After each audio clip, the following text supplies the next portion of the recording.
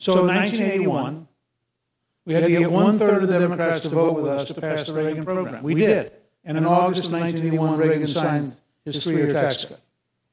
Now, cut regulations, he deregulated gasoline 8 days after becoming president. How many of you remember when you were rationed every other day based on the last number, odd and even numbers, remember? A good friend of mine, Dave Bossie, from Citizens United, was 13 that year. And he says he remembers it vividly because every morning his father would give him a screwdriver and send him out back to make sure that the car that needed gasoline had the right license plate.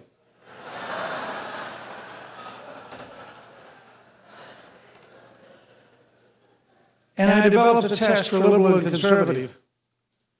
If you hear that we have a regulation so dumb that 13-year-olds are being taught how to cheat, and you're a conservative, you say we ought to drop the regulation.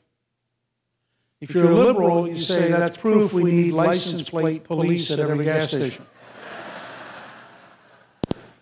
So Reagan turned around the economy very dramatically. By October of 1982, we were beginning to come out of the recession. We were breaking the back of inflation. People forget, we had 22% interest rates and 13% inflation and 10.8% unemployment.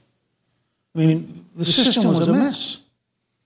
And we turned it around, and with Reagan, I helped create 16 million jobs. Now, let me be quite clear. That isn't politicians creating jobs. But politicians can adopt laws that make it more likely to create jobs, and they can adopt laws that kill jobs. And we adopted a series of laws that made it much more likely that people would create jobs. We then got 2 tax increases in a row, one Republican, one Democrat, both of which I fought.